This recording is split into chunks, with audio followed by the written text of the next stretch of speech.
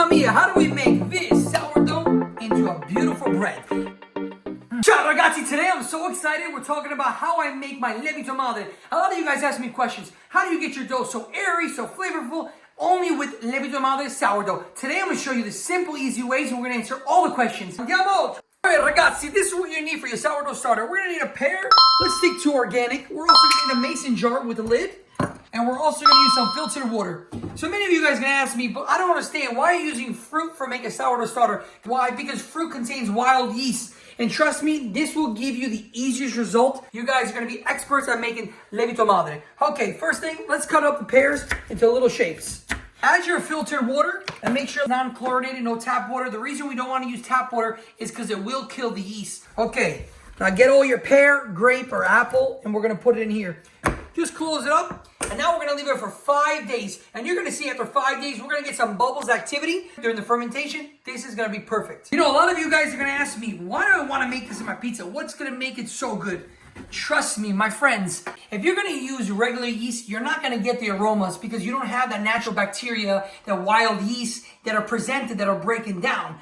So that's why it's very important if you want flavor, but also for health benefits. The carbohydrates are broken down, so you're not having really bloatiness and heaviness on your stomach.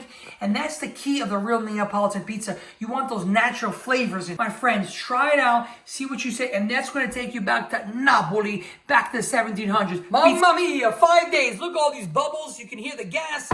Open it up. Beautiful. Look at this. Look at this. Mamma mia. Now what we're going to do is next step, super easy. And let's drain all the liquid. You don't need the pear, just the liquid. Now it's time to make the starter. Super easy. What we need to do is get your mason jar and get a scale. We're going to zero your liquid and we're going to measure 60 grams. We're going to put 10 grams of whole wheat, 50 grams of 00 flour. Make sure you stick to Italian flour. And we're just going to mix. This is 100% hydration. What that means is we have equal amount of water to flour ratio, 1:1. That's it. Look how simple it is. You're definitely going to want to use this for your pizza recipe. Mamma mia. Already has such a smell incredible. After you close it up and leave it for about 14 to 20 hours. Make sure you leave it in your house for about 20 degrees Celsius. Mamma mia, finalmente we're here. What a smell.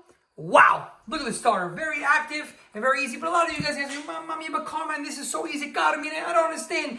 This sourdough is so hard. I just want the yeast, throw it in. Guys, it's not that hard. This is so simple. Now, how do we maintain it? That's a big question. So simple. We're going to do a 1:1 ratio. That means 1 part starter, 1 part flour, 1 part water. Whatever you want to do. In this case, I'm going to bake tomorrow. So what I'm going to do is I'm going to get 50 grams of starter, 50 grams of fresh water, and 50 grams of flour. That's going to equal 150 grams, and that's it. After 10 hours, my starter is ready. How do we know if our sourdough starter is ready? So simple. Grab some starter, just a little bit, and get some fresh, clean water.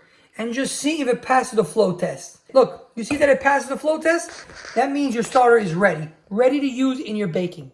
That's the key, guys. When you do this, you're going to see, you're going to get that big open crumb structure, and you're going to taste the dough, and you're going to say, wow, it tastes good, it feels good. Ci vediamo, I'll see you soon. Otherwise, forget about it.